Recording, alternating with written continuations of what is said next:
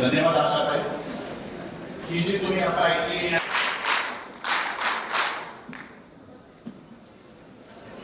वेळा जायचं आहे, बरोबर आहे. पहिला टप्पा 7 दिवसाचा, दुसरा टप्पा 7 दिवसाचा जो आहे. पहिल्या टप्प्यामध्ये जात असताना तुमच्याकडे ऑलरेडी निदान झालेल्या लोकांची यादी आहे. तेव्हा प्रत्येक घरावरती तुम्ही त्या ठिकाणी गेलात म्हणून एक स्टिकर येतील तुम्हाला. ते स्टिकर गेलात आणि त्या घरामध्ये या कार्यक्रमाविषयी प्रचार प्रसाराची जी माहिती आहे ती त्यांना तुम्ही ऑलरेडी सांगितली. सगळ्या सीएचओ आशाताईंना समजलंय. आशाताईला शब्दात पहिल्या टप्प्यामध्ये जे निदान झालेले आहेत त्यांचं पूर्ण करायचं. आता दुसऱ्या टप्प्यामध्ये जेव्हा आपण कार्यकर्ते असतील त्यांना सुद्धा पुढच्या कॅम्पची तारीख त्याच वेळेला सांगून द्यायची.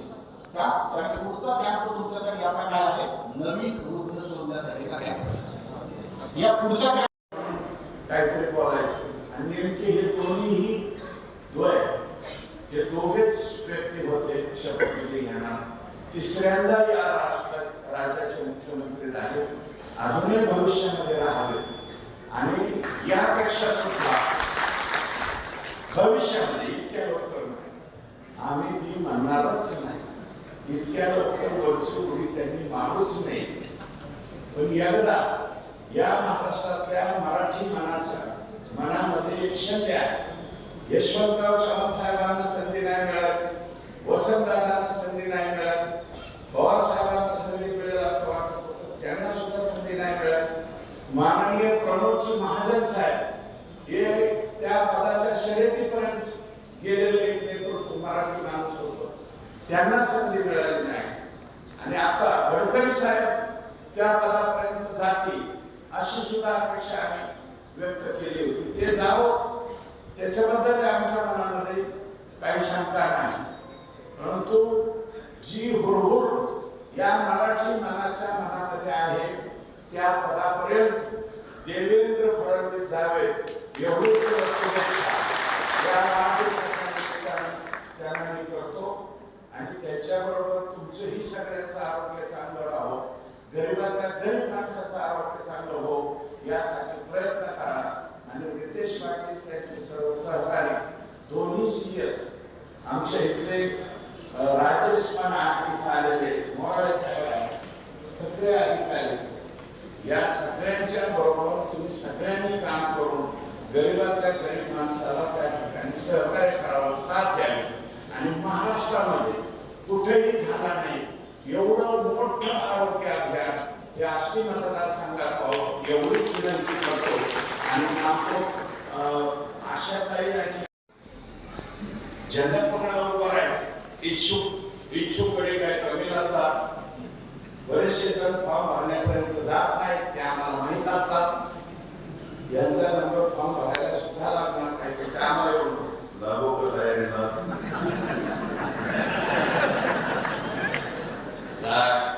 आम्हाला माहिती आहे फॉर्म बी भरणार नाही. तरी सुद्धा तयारीला त्या प्रत्येकाला सांगा ह्या तयारीला मुख्यमंत्र्यांच्या वाढदिवसानिमित्त हा जो यज्ञ चालू केलेला आहे यज्ञ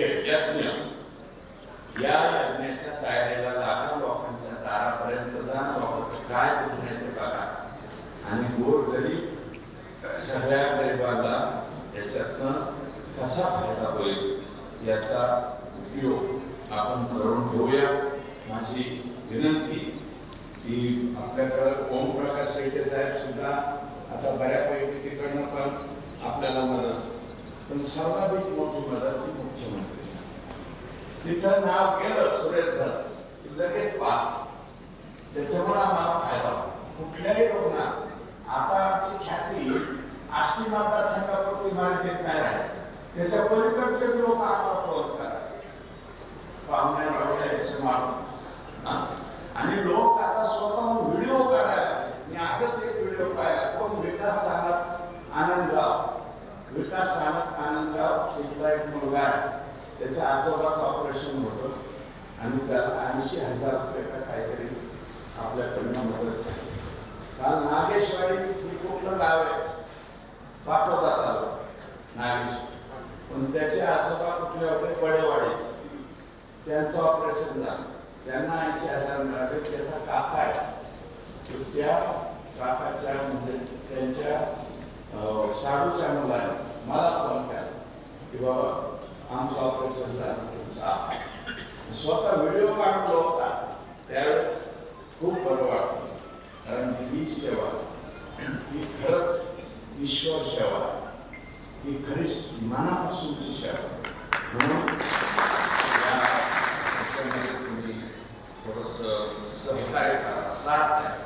तुम्ही सगळेजण नुसता मुख्यमंत्र्यांचा वाढदिवस साजरा करू नका. ज्यांना स्वतःला शुभेच्छाचे पोस्टर लावणं आवडत नाही, ते कोणाचं फूल बी घेत नाही, कोणाचा हार घेत नाही वाढदिवसा दिवशी, ते काय म्हणतात, तुम्ही गोरगरिबांना मदत करा, रक्तदान करा, सेवा कार्य जेवढे आहे तेवढे तुम्ही करा. हे मोकार नाटक मोठमोठाले हारत निघाले झाला. आणि मी तुम्हाला सांगतो सगळ्याच काय, मला सुद्धा कधीच हाराचा वेळ राहिलेला नाही. तुम्ही बघता का कधी हार हार घेणं हे कमी, कारण हार लोकांनी घातला पाहिजे. काम तुम्ही केल्यावर हाराची अपेक्षा करू नका. आणि आज ज्या माणसाला एकटा काय करेल, जो माणूस पुन्हा येईल का, जो माणूस त्याची काय लायकी इथपर्यंत बोललं गेलं, तो माणूस 240 आमदार घेऊन 3 पक्षाचे परत या राज्याचा मुख्यमंत्री होतो. म्हणजे त्या माणसामध्ये काहीतरी आहे ना. उगाच कुणी उठायचं सोशल मीडियावर कोणाच्या इज्जती घ्यायच्या, हे बरोबर नाही. परंतु खरं काम त्यांनी या ठिकाणी केलं. मी त्यांना आपल्या सर्वांच्या वतीनं, मी एकटा देऊन आहे, आपल्या सर्वांच्या वतीनं देवेंद्रजींना या ठिकाणी हार्दिक अशा शुभेच्छा देतो.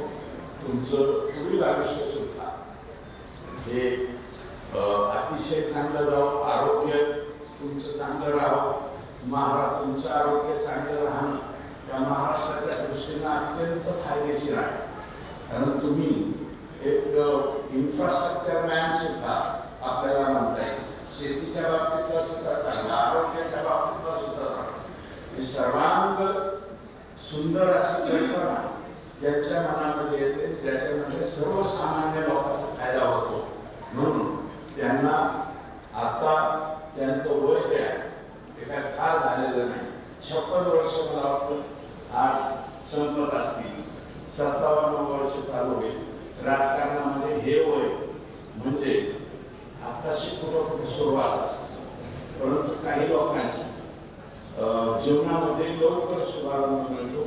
ते सुद्धा 29व्या वर्षी आमदार झालेले, मी सुद्धा 29व्या, आम्ही बरोबरच आमदार झालेलो आहोत. त्याच्यामुळे 29व्या वर्षी आमदार झालो. आता 56व्या वर्षी दुसऱ्यांदा किंवा तिसऱ्यांदा एक जे मुख्यमंत्री पदाची शपथ होती त्याला जरा काळा डाग लागला. म्हणजे ते मी अजितदादांनी त्यांनी 8 वाजता घेतली, पण विरोधक म्हणजे पहाटेचा शपथ घेतली. पहाटेचा म्हणजे 2 वाजता 2:30 वाजता घेतला.